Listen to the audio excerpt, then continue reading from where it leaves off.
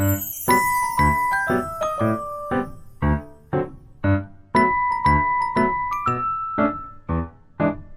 नमस्ते, मैं डॉक्टर तांदुलकर, इलेक्ट्रोपैथ। आशा करता हूँ आप सब बढ़िया होंगे। तो दोस्तों, मैं इलेक्ट्रोहोम्योपैथी की मेडिसिन आज डायबिटीज़ में किस तरह से हम देते हैं, या हम डायबिटीज़ या प्री डायबिटीज़ को हम किस तरह से हमारे इलेक्ट्रोहोम्योपैथी मेडिसिन से हम कंट्रोल कर सकते हैं और डायबिटीज़ होने से बचा सकते हैं, या डायबिटीज़ में हम किस तरह से ग्लूकोज लेवल को नॉर्मल करने में हम मदद कर सकते हैं, यह मैं आज आपको विस्तार से बताऊंगा। तो दोस्तों, आप इस सब बात को ध्यान से सुनिए। दोस्तों, आज हम डायबिटीज़ टाइप 2 के बारे में हम बात करेंगे, जो कार्बोहाइड्रेट का हाई टेक कार्बोहाइड्रेट बहुत ज़्यादा प्रमाण में लेने से या खाने से यह होता है। यह एक इस तरह की समस्या है कि जो समाज का खान पान बराबर नहीं रहना, या जिसमें हमारे बहुत सारे खाने में बहुत ज़्यादा कार्बोहाइड्रेट होने की वजह से यह प्रॉब्लम्स होते हैं। यह कार्बोहाइड्रेट कम होने के लिए हम खाने में रोटी और चावल कम करेंगे और इसके जगह थोड़ा सलाद और प्रोटीन और कुछ जो फाइबर्स युक्त चीज़ें होती है उसको हम बढ़ाएंगे। कुछ ड्राई फ्रूट्स इसका भी सेवन हम करेंगे, जिससे हमें लाभ हो। अगर हमारे खाने में अगर कार्बोहाइड्रेट की मात्रा अगर ज़्यादा हो तो हमारा शुगर लेवल बढ़ सकता है, और इस जगह हमने प्रोटीन्स और फाइबर्स ज़्यादा हमने खाना चाहिए, जिसके वजह से धीरे धीरे हमारा शुगर लेवल कम होता है। तो हम जानते हैं कि हमने क्या खाना चाहिए। तो हमने सलाद, अखरोट और हरी सब्जियां भरपूर खाना चाहिए, जिसमें हमने चिया सीड भी ज़रूर खाना चाहिए। हमने एक्सरसाइज भी करना चाहिए, जिसके वजह से जो ग्लूकोज होता है वो मसल्स में मेटाबोलाइज हो, मतलब एब्सॉर्प्शन हो उसका, और ये ग्लूकोज की हमें मसल्स के लिए ज़रूरत होती है। इसीलिए यह हमने यहाँ पे जो एक्सरसाइज हम करते हैं तो ग्लूकोज लेवल हम कम करने में निश्चित ही सफल हो सकते हैं। तो अब एक्सरसाइज बहुत इम्पोर्टेंट है। जब हम वर्कआउट करते हैं तो हमारी मसल्स हमारे ग्लूकोज को अपने एनर्जी डेवलप करने के लिए खींचती है, स्नैप्स करती है। तो यह एक्सरसाइज करना हमारे लिए बहुत फ़ायदेमंद हो सकता है। दोस्तों, हमें ये बात ज़रूर ध्यान में रहना चाहिए कि हमारा जो वर्कआउट होता है वो हाई इंटेंसिटी होना चाहिए, जैसे साइकिलिंग और या बैडमिंटन, जिससे हमें जो पसीना है यानी स्वेट है वो निकल सके, जिसकी वजह से हमें फ़ायदा होता है। और या फिर आपका जो पसंदीदा खेल है वो आप रोज़ खेलिए, जिससे इतना खेलिए कि आपको पसीना आए और उस तरह से आप अपने बॉडी को मेंटेन कर सकें, जिसके वजह से आपका इंसुलिन रेजिस्टेंस ठीक करती है। इसीलिए हमें हमारे शरीर से पसीना यानी स्वेट निकलना बहुत ही इम्पोर्टेंट होता है, क्योंकि आपके पैंक्रियाज में इंसुलिन तो बन रहा है लेकिन इंसुलिन प्रॉपर काम नहीं कर रहा है, जिसके वजह से हमें एक्सरसाइज बहुत ज़रूरी होती है। जिस दिन हमें कोई स्ट्रेस होता है या नींद नहीं होती है तो उस दिन हमारे शरीर के अंदर आपको ब्लड फास्टिंग में शुगर बढ़ी हुई दिखेगी। स्ट्रेस मैनेजमेंट करना बहुत ज़रूरी है, क्योंकि इसमें मेडिटेशंस, योगा और आपका जो कॉन्शियस शेड्यूल होता है, बेटर स्लीप होती है। उसके बाद में आपका कंसंट्रेशन है। और दूसरी बात कि हम सोते समय 1 घंटा पहले हमने खाना खाना चाहिए। उसके बाद 1 घंटा पहले हमने मोबाइल को भी या इस तरह के स्क्रीन वाली चीज़ों को नहीं देखना चाहिए। नींद कम होने से कॉर्टिसोल हार्मोन, इसका सिक्रीशन बहुत ज़्यादा बढ़ता है, और जिसका परिणाम हमारे स्ट्रेस लेवल पे होता है, या हमारे शुगर बढ़ सकती है। तो ऐसे इसमें क्योंकि कॉर्टिसोल या हार्मोन्स बढ़ने से लीवर शुगर का डेवलपमेंट बहुत ज़्यादा करता है।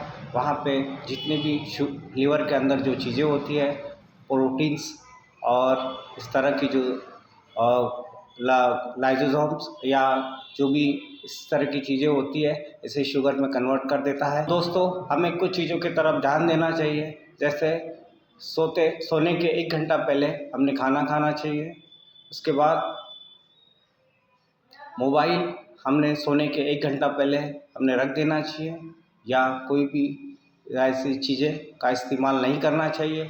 उसके बाद में हमने कुछ व्यायाम करना चाहिए, जैसे मेडिटेशन में व्हील अलोन और ब्राह्मणी, इस तरह से जो योगा होते हैं, इस तरह से आप लोगों ने इसको करना चाहिए।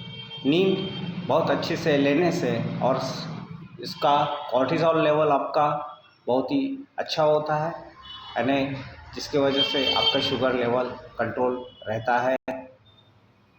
रोज़ दिन में हमने आधा से 1 घंटा हमने धूप लेना चाहिए और हमने जो दिन भर हम अगर किसी डार्क रूम में रहते हैं या जहाँ सनलाइट्स नहीं आते, ऐसे रूम को अवॉइड करना चाहिए, जिसके वजह से हमें स्ट्रेस हमारा बढ़ सकता है। इसीलिए हमें ओपन एयर और ओपन लाइट्स में ज़्यादा टाइम रहना चाहिए। हमारे पेट के एरिया में अगर फैट्स बहुत ज़्यादा बढ़ जाते हैं, तो जिसकी वजह से हमारे जो विसरल है यानी ऑर्गन्स है, जो ऑर्गन हैं उनके जो फंक्शंस होते हैं वो कम हो जाते हैं, जिसकी वजह से इंसुलिन रेजिस्टेंस होने के चांसेस होते हैं या इंसुलिन रेजिस्टेंस बढ़ सकता है। पेट की चर्बी अगर कम होती है तो उसका लोड, पैंक्रियास का लोड कम हो जाता है, जिसके वजह से आपका इंसुलिन का लेवल नॉर्मल रह सकता है या नॉर्मल होता है। आपकी इन समस्याओं को मिटाने के लिए हमारे हैबिट्स और लाइफस्टाइल बहुत इम्पोर्टेंट है। तो भी मैं आपको इलेक्ट्रोहोम्योपैथी में कुछ मेडिसिन बताता हूँ जो बहुत ही अच्छे से यहाँ पे वर्क करती है, जैसे S5, C10, S10 स्लैश और F2, इस तरह की मेडिसिन, S5 इस तरह की मेडिसिन यहाँ बहुत अच्छा काम करती है, जो लीवर में डिटॉक्स भी करती है और मेटाबॉलिज्म का भी काम करती है और कॉर्टिकोसोल लेवल को भी अच्छा रखने के लिए काम करती है, जिसमें हम WEP देते हैं, जिससे नींद अच्छी आती है और जो स्ट्रेस होता है वो भी कम होता है, जिसके वजह से शुगर लेवल कंट्रोल होने में बहुत मदद होती है। तो दोस्तों, ये बात बहुत ही इम्पोर्टेंट है और यही S6 भी हम उसमें ऐड करेंगे और C2 और S2 पैंक्रियास के लिए देंगे, जिसके वजह से पैंक्रियास के जो बीटा सेल्स होते हैं वो सेल्स रीजनरेट हो और जिसके वजह से जो इंसुलिन रेजिस्टेंस होता है वो या फिर डायबिटिक जो हम आगे हो सकते हैं, इससे हम बच सकें। और S5 लीवर के लिए देंगे, S10 मेटाबॉलिज्म के लिए देंगे, C10 भी और स्लैश भी हम लोग डाइजेस्टिव सिस्टम के लिए देंगे, क्योंकि यह बीमारी पेट से भी हमारा अगर पेट ठीक होता है या मेटाबॉलिज्म पे अफेक्ट होता है, अगर पेट डिस्टर्ब हो जाता है या डाइजेस्टिव सिस्टम डिस्टर्ब होती है जिसके वजह से लीवर से ही यह बातें सब शुरू होती है। इसीलिए यह मेडिसिन हमने इनिशियल लेवल पे अगर देते हैं तो यह बहुत फ़ायदेमंद होती है, या बाद में भी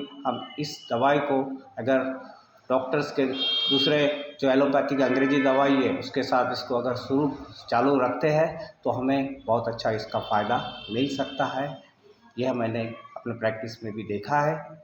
लीवर में नर्वस सिस्टम और लीव और ब्लड यह चीज़ें होती है, तो यह लीवर डिटॉक्स का काम करता है, जिसके वजह से आपको यहाँ पे लीवर अगर डिटॉक्स करता है तो हमारे शरीर में इम्यूनिटी भी बढ़ती है, ये भी हमने देखा है और मेटाबॉलिज्म भी बहुत अच्छे से हो सकता है। डायबिटीज़ के कारण अगर किसी को सेक्सुअल वीकनेस आता है तो हमने डायबिटीज़ में यह ट्रीटमेंट देने के साथ साथ S3, RE और F1 यह प्रोटोकॉल्स भी अपने फर्स्ट डाइल्यूशन में देना चाहिए। और इसका लाभ लेना चाहिए। तो मैं बार बार आपसे कहता हूँ कि हार्ट प्रॉब्लम या डायबिटीज़ के प्रॉब्लम्स आपको सॉल्व करना है या ठीक करना है तो आपको लीवर को अच्छा रखना पड़ेगा या उसे तंदुरुस्त बनाना पड़ेगा। यही इसका एक इनिशियल और बेस्ट एक ट्रीटमेंट भी होता है। यह दवाइयाँ लेने से आप अंग्रेजी गोलियों को कुछ हद तक कम कर सकते हैं, जिससे यह मेडिसिन लेने के बाद आपको बेनिफिट ज़रूर मिलेगा। प्री डायबिटिक लेवल पे इसका बहुत ही अच्छा प्रैक्टिकली मैंने अनुभव लिया है। तो यह इलेक्ट्रोपैथी की मेडिसिन आप ज़रूर दीजिए दोस्तों। यह बीमारी हमारे जीवन शैली से जुड़ी हुई है। अगर हमारी जीवन शैली यानी लाइफस्टाइल अगर अच्छी होती है तो डेफिनेटली हम इसे कंट्रोल कर सकते हैं या उसे ठीक कर सकते हैं और आगे हम स्वस्थ जीवन जी सकते हैं। यह इलेक्ट्रोपैथी मेडिसिन भी लेने से आपको बहुत फ़ायदा हो सकता है। तो दोस्तों, आपको यह वीडियो अच्छा लगा होगा तो प्लीज़ लाइक कीजिए, शेयर कीजिए और सब्सक्राइब कीजिए। धन्यवाद। जय मैटी, जय इलेक्ट्रोपैथी।